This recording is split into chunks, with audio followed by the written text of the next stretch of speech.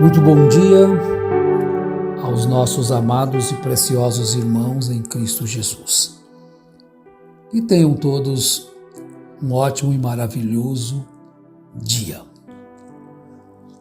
Nós vamos começar com uma parte de um hino, acho que quase todos conhecem, diz assim: fazer o bem sem olhar a quem é dever cristão. Mas é dever de todos os homens. Fazer o bem, amar a Deus sobre todas as coisas e ao próximo como a si mesmo. Mas nem todos fazem a decisão correta de fazer o bem. Uns não querem fazer nada, né? Querem ser neutros em relação a fazer o bem. Eu não vou fazer o mal para ninguém, mas também não vou ajudar ninguém. Bom, você também está deixando de colher uma bem-aventurança. Porque se você não planta, automaticamente você não tem como colher, né? Mas as pessoas às vezes pensam que podem plantar um tipo de semente e colher outro tipo de semente, mas não existe isto. E lembrando que o plantio é opcional, você escolhe, mas a colheita é consequência do plantio. Então você não escolhe a colheita, você escolhe o plantio. Porque ninguém de bom senso pensa em plantar uma coisa e colher outra. Então nós vamos ver o conselho de Paulo na carta aos Gálatas, capítulo 6, começando no verso 7. Ele diz assim: não erreis, Deus não se deixa escarnecer, porque tudo que o homem semear, isso também ceifará. Então veja bem, você só pode escolher a semeadura, o plantio, porque o plantio determina a colheita. Bem, é fácil de compreender isso. O verso 8 ele diz: porque o que semeia na sua carne, da carne ceifará a corrupção. Mas o que semeia no Espírito, do Espírito ceifará a vida eterna.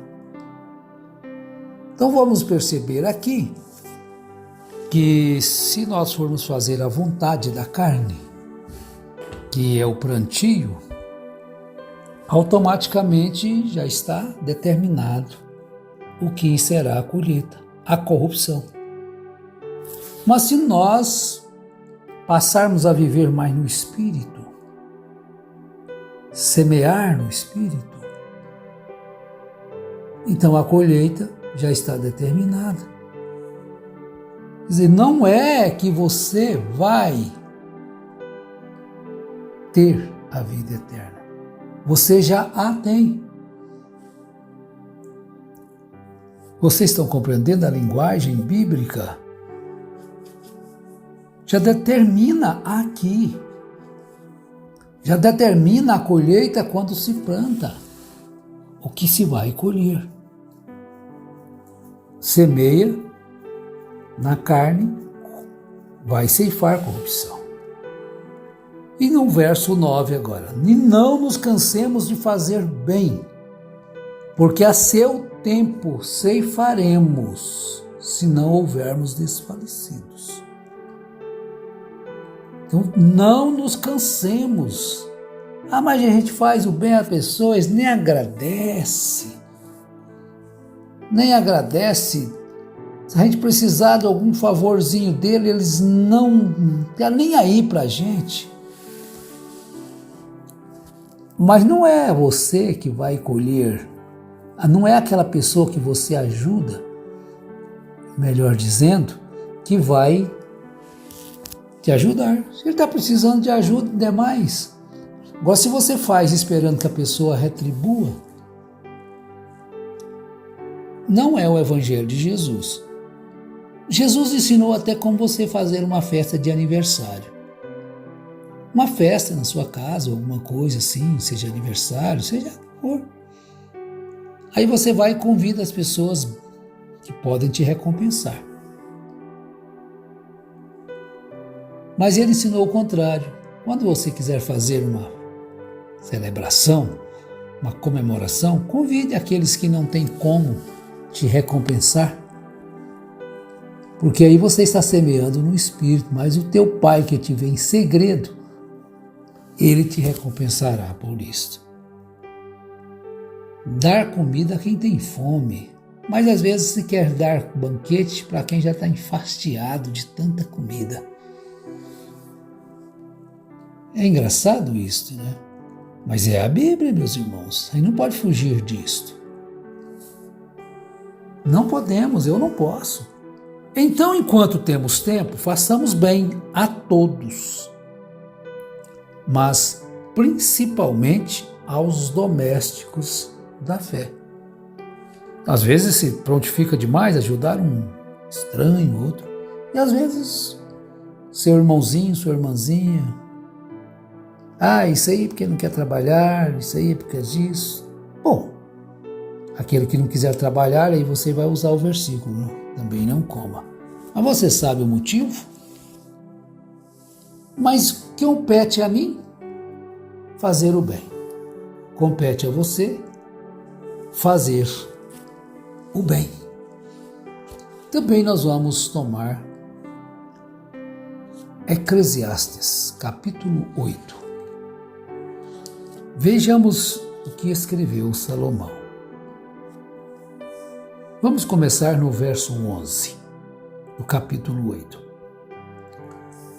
Visto como se não executa logo o juízo sobre a má obra, por isso o coração dos filhos dos homens está inteiramente disposto para praticar o mal. A gente percebe que os praticantes do mal, eles são mais astutos. Eles escondem as provas, né, que poderia levá-los à condenação. Eles têm meio, trabalham nisso. E eles têm que ter pessoas que se colocam como um espiador do seu erro. Eles formam uma seita.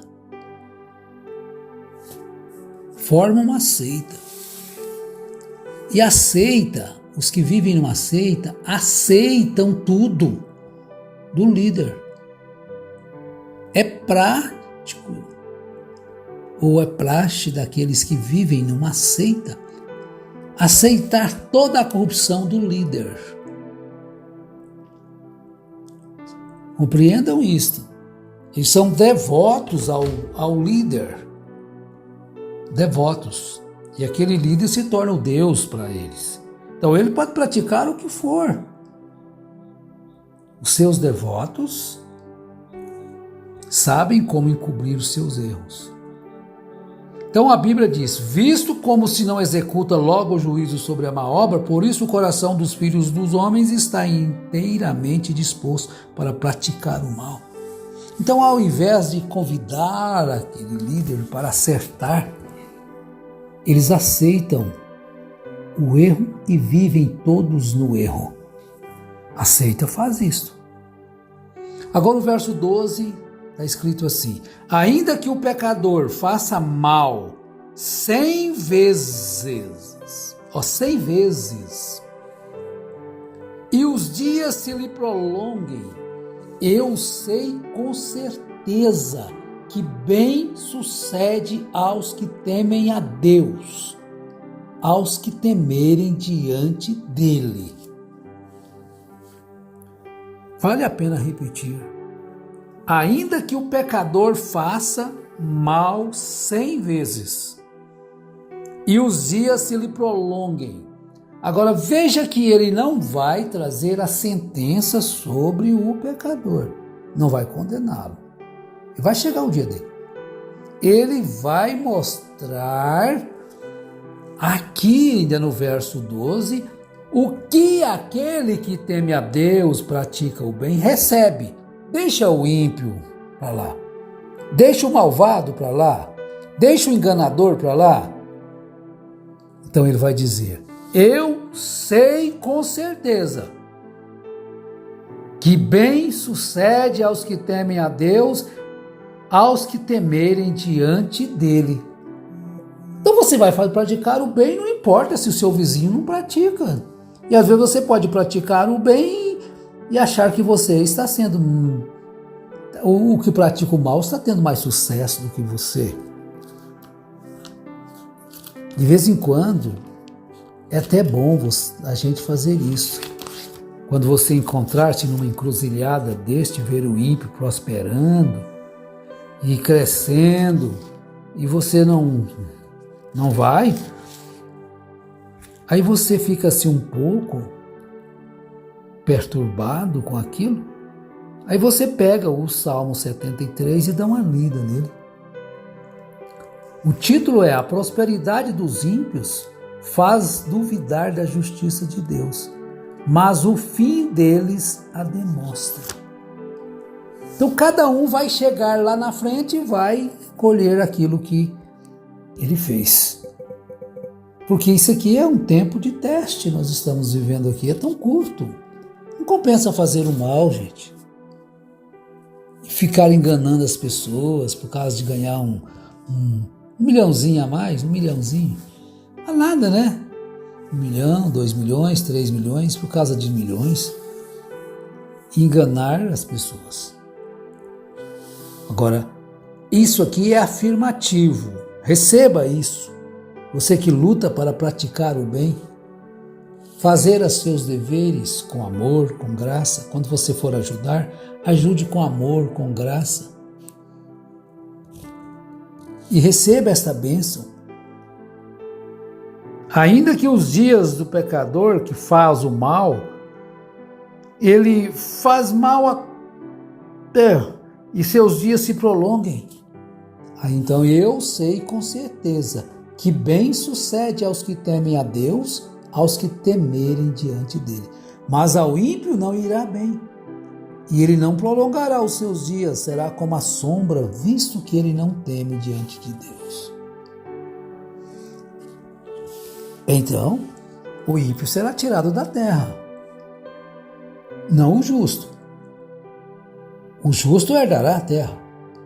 Os mansos herdarão a terra que será purificada. Então tem gente que não crê que a terra vai passar por isso.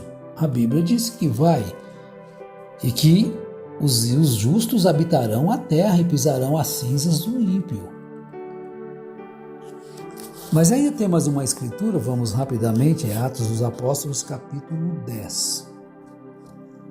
Pedro, como judeu que era, esse capítulo 10 fala aquele episódio de Pedro estar na casa de Cornélio. E ele pensava que os gentios não teriam como receber o Espírito Santo. Que isso aqui era para eles apenas. Agora Deus não faz acepção, não tem judeu nem grego. Deus fez de todos, dos povos, dos dois povos, ele fez um só. De gentios e judeus se tornou um só. Salvação, tanto para judeu como para grego, parte de Jesus Cristo. Então as pessoas às vezes estão defendendo o judaísmo, é porque eles não amam a Jesus. Se for defender o judaísmo, você vai ter que ficar como o judaísmo, não vai obedecer a Jesus, porque eles não recebem Jesus. Então tem que fazer isso. Não existe essa salvação. Duas tipos de salvação. Existe salvação, gente. De ambos os povos ele fez um só. De todas as nações da terra saíram a igreja de Jesus. Então quando ele estava na casa de Cornélio, ele disse assim, Pedro, versículo 34 e 35. E abrindo Pedro a boca, disse: reconheço por verdade que Deus não faz acepção de pessoas, mas que lhe é agradável aquele que em qualquer nação o teme e faz o que é justo. Então pode ser qualquer nação. Se você for justo, praticar o bem, você estará agradando a Deus. É isso que Pedro reconheceu isso aqui. Mas para ele reconhecer isso aqui, como judeu que era, não foi fácil. Ele teve que lutar contra si mesmo, seus costumes. Então vejam bem. Teve que quebrar a sua vaidade, o seu orgulho, para poder expressar isso que acabamos de ler. Então você às vezes pode pensar que você está numa seita aí, numa igreja, e você é o tal, você é melhor que os outros. Leia aí Atos dos Apóstolos capítulo 10. Vê se isso te ilumina o seu coração. Só li 2 versículos, por causa do tempo. Então vou repetir o verso 35. Mas que ele é agradável. Agradável a quem? A Deus. É agradável a Deus aquele que em qualquer nação, até no Brasil, Deus confis a terra, teme e faz o que é justo. Que Deus abençoe os nossos amados e preciosos irmãos e não nos cansemos de fazer o bem, porque a seu tempo ceifaremos. Um abraço e que Deus cure ao que está enfermo, dê saúde no corpo, alma e espírito, e preserve-os irrepreensíveis para a vinda de nosso Senhor Jesus Cristo. Bom dia!